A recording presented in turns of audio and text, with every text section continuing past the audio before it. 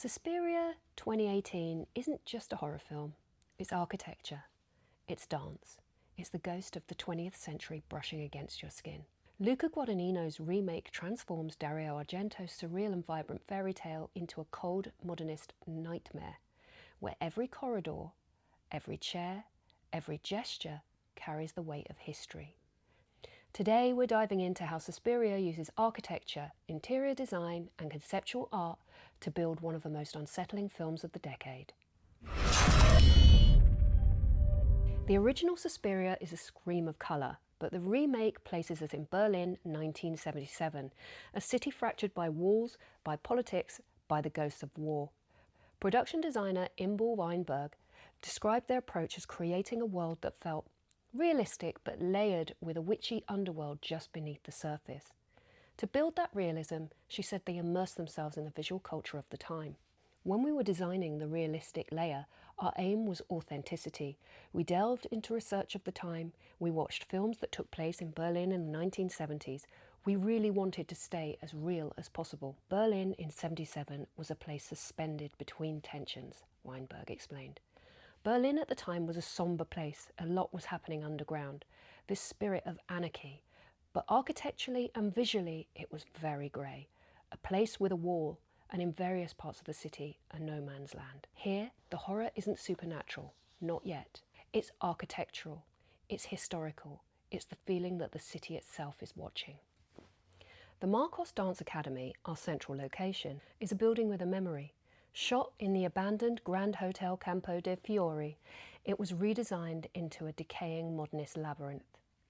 According to Inbal Weinberg, we wanted to focus on the forefathers of modernism, especially Austrian architecture from the early 20th century. Loos and Hofmann were important, as they were the bridge between the late 19th century and what would become Bauhaus, so you could still feel this classicism. Joseph Hoffmann, one of those key forefathers, was an Austrian architect and designer, a founder of the Vienna Secession and co-creator of the Wiener Werkstätte. His most famous work, the Palais Stocklet in Brussels, built between 1905 and 1911, is considered a landmark of early modern architecture, a synthesis of Art Deco, secessionist design and the emerging language of functional modernism. Adolf Loos, whose theories against ornament redefined early modernism, believed that the true beauty came from pure form and honest materials, a philosophy that echoes through the Academy's stark, disciplined interiors. That entire design lineage, from Hoffmann's refined geometry to Loos' radical simplicity to the later ideals of Bauhaus, feeds directly into the film's visual architecture. Weinberg describes the Academy as having two overlapping realities. One layer is very authentic to the time and place 1977 Berlin, and the other is a witchy underworld where weird things happen. This duality shapes every room. The strict geometry, the muted greens, the ornaments stripped away like old skin. To step into the Academy is to step into a monument built out of order, discipline, and something quietly rotting beneath it. Before we get into the choreography itself, it's important to understand what Bauhaus actually meant, because the film draws directly from its philosophy. The Bauhaus was a German art school operating from 1919 to 1933.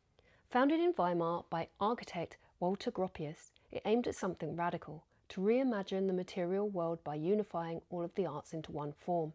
Gropius described it as a utopian craft guild, a place where architecture, sculpture, painting, and functional design could merge into a single creative expression. He created a curriculum based on craftsmanship, training artisans and designers to produce objects that were both beautiful and useful for a new kind of modern life. And that philosophy, the unity of body, movement, space and structure, is what pulses through Suspiria's choreography. Dance in Suspiria isn't decoration, it's sculpture, it's architecture in motion. Choreographer Damien Jallet shaped the movement sequences to echo the experiments of Oskar Schleimer, the Bauhaus pioneer who turned the human body into geometry, triangles, rotations, lines slicing through space like beams in a building.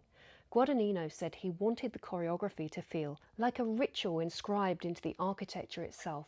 And in the Volk performance, you see exactly that. The dancers become tension cables, support beams, living diagrams, bodies forced into forms shaped by the building and by something far older beneath it.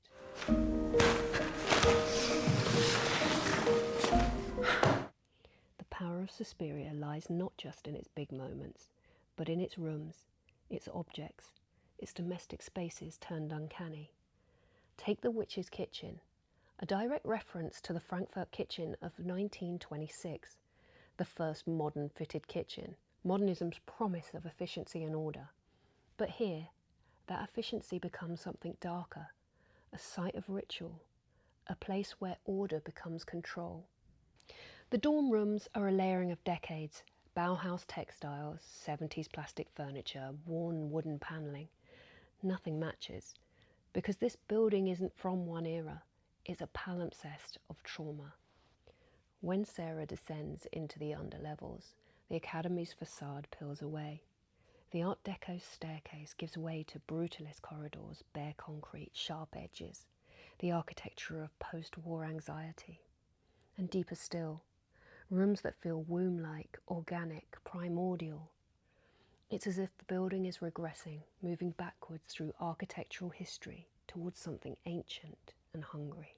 And in the final ritual chamber, we see the Academy's true heart, a space sculpted out of time itself, part brutalist bunker, part ancient temple, part fever dream.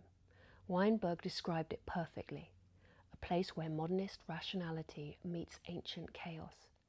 And in that conclusion, the film finds its true horror. Suspiria 2018 is a masterpiece of design-led storytelling. It takes the surreal nightmare of Argento's original and buries it inside the architecture of a wounded Berlin, inside Bauhaus geometry, inside post-war silence. This isn't just horror, it's history, memory, trauma preserved in concrete, tile and timber. And every movement, every room, every breath is part of an unspoken design. If you want more deep dives into the psychology and design of cinema, subscribe, like, and tell me which film you want us to dissect next.